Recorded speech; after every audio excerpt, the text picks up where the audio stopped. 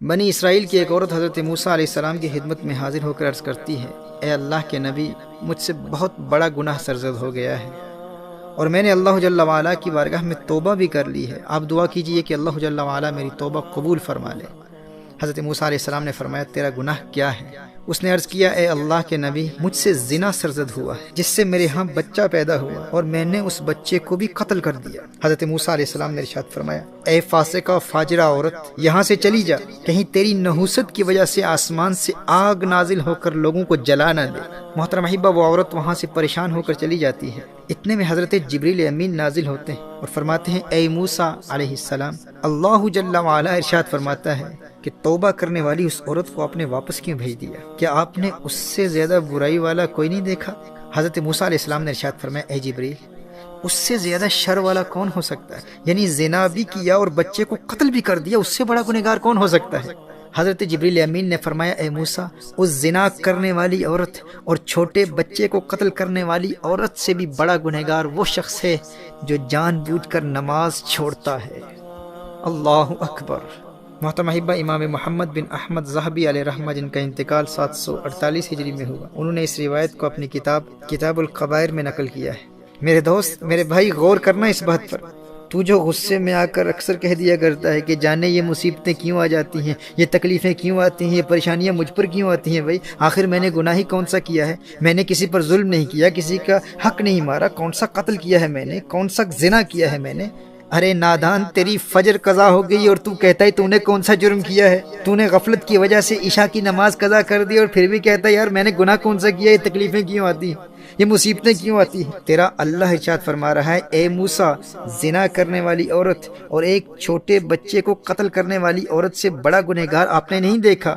پھر اللہ جبریل امین کے ذریعے یہ پیغام موسیٰ علیہ السلام تک پہنچاتا ہے کہ اے موسیٰ، جو جان بوجھ کر ایک نماز بھی چھوڑتا ہے وہ زنا کرنے والی سے بھی بڑا گنہگار ہے اور قتل کرنے والے سے بھی بڑا گنہگار ہے۔ امام راضی علیہ رحمہ نے میرے آقا صلی اللہ علیہ وآلہ وسلم کے دور کی ایک عورت کا بھی ایسا ہی واقعہ نقل فرمایا ہے۔ اس سے بھی یہی جرم ہوا تھا، زنا کا ارتکاب ہو گیا تھا، اس کا خامند کہیں باہر گیا ہوا تھا، اس نے زنا کیا اور جو بچہ پیدا ہوا اس بچے کو قتل کر دیا۔ نبی کریم صلی اللہ علیہ وسلم کی بارگاہ میں حاضر ہو کر عرض کرتی ہے، یا رسول اللہ صلی اللہ علیہ وسلم، اس گناہ کا کفارہ کیا ہے؟ نبی کریم صلی اللہ علیہ وسلم نے ارشاد فرمایا، چونکہ تو شادی شدہ ہے اور تو نے زنا کا ارتکاب کیا ہے، اس کی سزا رجم ہے اور قتل کی سزا، اس بچے کے قتل کی سزا قتل ہے۔ اور دیگر دنیاوی اور اخروی سزائیں بیان کرنے کے بعد میرے آقا صلی اللہ علیہ وآلہ وسلم نے ایک بڑا ہی اہم جملہ ارشاد فرمایا۔ نبی کریم صلی اللہ علیہ وآلہ وسلم نے ارشاد فرمایا کہ تو جس پریشانی کی حالت میں گھبرائی ہوئی آئی تھی، میں نے تو سمجھا تھا کہ تیری نماز عصر قضا ہو گئی ہے۔ اللہ اکبر، اللہ اکبر، یعنی ایک نماز عصر کا قضا ہو جانا قتل و زنا سے بھی بڑا جرم ہے۔ یہ میرے آقا صلی اللہ علیہ وآلہ وسلم کی اس حدیث کا مفہوم ہے، اور یہ جرم اس کا ہے جس کی ایک نماز قضا ہو گئی، جس نے ایک مرتبہ حی علی الصلاۃ کے بلاوے کو نظر انداز کیا، یہ اس کا جرم ہے۔ محترم احبہ، غور کیجئے گا، شیطان کا جرم کیا تھا؟ شیطان نے سجدے سے انکار کیا تھا، اس نے ایک مرتبہ ایک سجدے سے انکار کیا اور مردود بارگاہ ہو گیا۔ شیطان نے کوئی قتل نہیں کیا تھا، شیطان نے کوئی زنا نہیں کیا تھا، کوئی چوری اور ڈکیتی نہیں کی تھی۔ شیطان کا جرم کیا تھا؟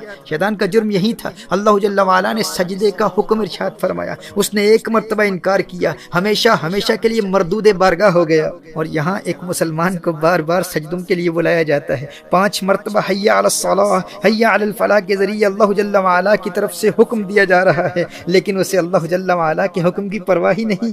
محترم احبہ، ایسے بے نمازی کو حدیث مصطفیٰ صلی اللہ علیہ وسلم کی روشنی میں آخرت میں قیامت کے روز فرعون کی صفوں میں اٹھایا جائے گا، حامان کے ساتھ اٹھایا جائے گا، قارون کے ساتھ اٹھایا جائے گا، ابی بن خلف جیسے اللہ جل وعلا کے دشمنوں کی صف میں وہ اپنے آپ کو پائے گا۔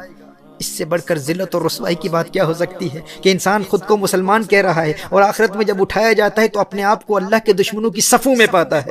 اس سے بڑھ کر رسوائی کیا ہے؟ اللہ جل وعلا ہمیں نمازوں میں استقامت عطا فرمائے، اور روز محشر قیامت کے روز اللہ جل وعلا ہمیں اپنے سامنے اور اپنی مخلوق کے سامنے اس ذلت اور رسوائی سے محفوظ رکھے کہ ہمیں اللہ جل وعلا کے دشمنوں کی صفوں میں اٹھایا جائے۔